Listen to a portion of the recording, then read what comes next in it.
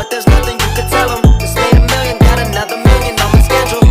No platform, nigga breaking hearts.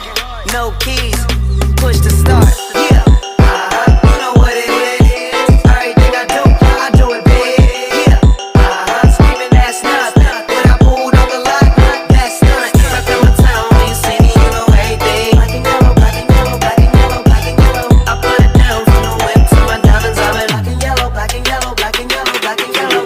Yeah, you know what it is. Everything I do it big.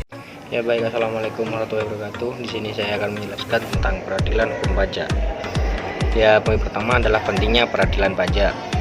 Nah, peran peradilan pajak di sini meliputi 4 aspek. Yang pertama, kepastian hukum, mendorong keadilan, mengoptimalkan penerimaan pajak, dan mendorong investasi. Yang pertama, kepastian hukum. Peradilan hukum pajak memberikan kepastian hukum bagi para wajib pajak dan pihak berwenang dalam menyelesaikan sengketa perpajakan. Dengan adanya pengadilan pajak yang independen, keputusan yang dihasilkan dapat memberikan kepastian, kejelasan mengenai interpretasi hukum perpajakan. Yang kedua, mendorong keadilan. Peradilan hukum pajak memastikan bahwa penyelesaian sengketa perpajakan dilakukan secara adil dan seimbang antara wajib pajak dan pihak berwenang. Hal ini penting untuk menjaga kepercayaan masyarakat terhadap sistem perpajakan. Poin ketiga, mengoptimalkan penerimaan pajak. Adanya peradilan hukum pajak yang efektif dan efisien, penyelesaian sengketa perpajakan dapat dilakukan dengan tepat, cepat. Hal ini dapat membantu meningkatkan penerimaan pajak bagi negara. Berikutnya, mendorong investasi. Keberadaan peradilan hukum pajak yang transparan dan dapat diandalkan dapat menciptakan iklim investasi yang kondusif. Para investor akan merasa lebih aman dan terlindungi secara hukum dalam melakukan kegiatan investasi di negara tersebut. Nah, berikutnya dasar hukum peradilan pajak. Dasar hukum peradilan pajak di sini ada 4. Yang pertama adalah Undang-Undang Nomor 14 Tahun 2002 tentang pengadilan pajak.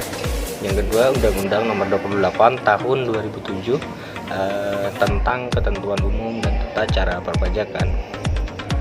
Yang ketiga, Peraturan Pemerintah Nomor 45 Tahun 2013 tentang pengadilan pajak. Yang keempat, Peraturan Menteri Keuangan Nomor 70 PMK 01/2013 tentang tata cara penyelesaian sengketa perpajakan.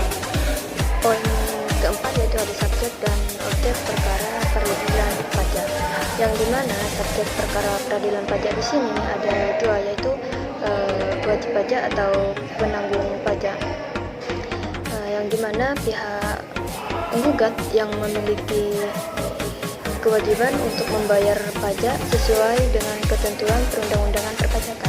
Kemudian pejabat yang berwenang, di mana ada Direktorat Jenderal Pajak yang menjadi pihak tergugat dalam kasus-kasus sengketa perpajakan yang diajukan oleh wajib pajak atau penanggung pajak ke pengadilan pajak. Kemudian yaitu ada objek perkara peradilan pajak, ada 2 juga. Yang pertama yaitu sengketa pajak, yang dimana sengketa pajak ini timbul dalam bidang perpajakan antara pajak atau penanggung pajak dengan pejabat yang berwenang yang diajukan banding atau gugatan kepada pengadilan pajak berdasarkan peraturan perundang-undangan perpajakan. Kemudian yaitu ada putusan perpajakan, yang dimana keputusan perpajakan ini adalah keputusan tertulis di bidang perpajakan yang dikeluarkan oleh pejabat yang berwenang berdasarkan peraturan perundang-undangan perpajakan, dan keputusan ini menjadi pokok perselisihan dalam sengketa perpajakan yang diajukan ke pengadilan pajak.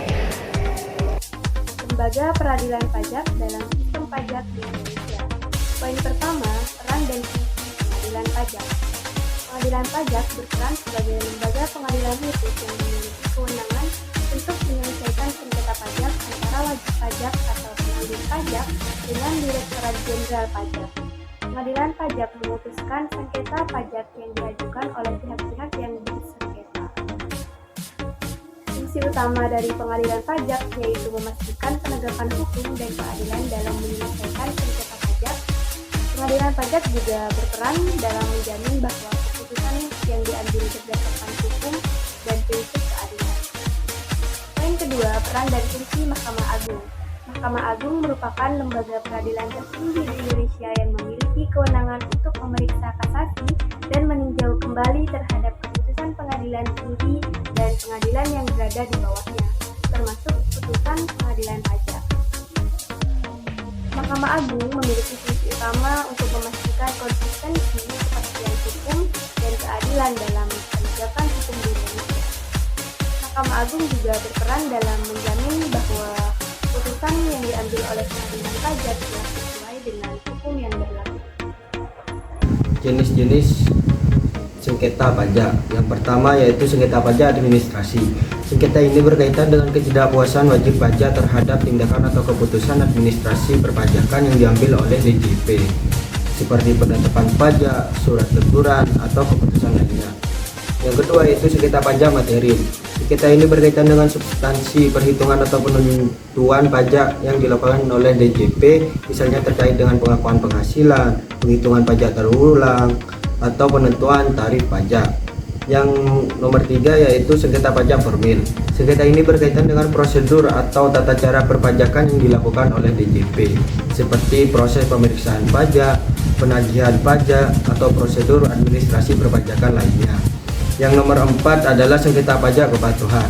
Sengketa ini berkaitan dengan ketidakpatuhan wajib pajak terhadap kewajiban perpajakan yang diatur dalam undang-undang, seperti keterlambatan pembayaran pajak, penghindaran pajak, atau pelanggaran lainnya. Yang nomor 5 yaitu sengketa pajak penagihan. Sengketa ini berkaitan dengan proses penagihan pajak yang dilakukan oleh DJP terhadap wajib pajak, misalnya terkait dengan keberatan atas surat tagihan pajak atau tindakan penagihan lainnya. Prosedur peradilan pajak. Di sini saya akan membahas bagaimana prosedur peradilan pajak. Nah, yang pertama di sini ada wajib pajak dan Direktorat Jenderal Pajak yang di dalamnya bisa bersengketa.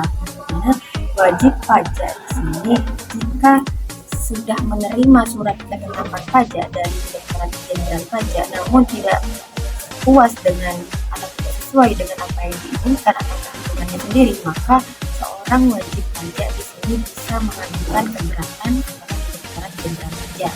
Kemudian pihak Direktorat Jenderal Pajak di sini akan memproses kembali dan memberikan surat ketetapan pajak yang baru kepada wajib pajak. Nah, ketika wajib pajak masih belum puas dengan hasil keberatan dari pihak DJP, kemudian wajib pajak ini bisa mengajukan banding ke pengadilan pajak.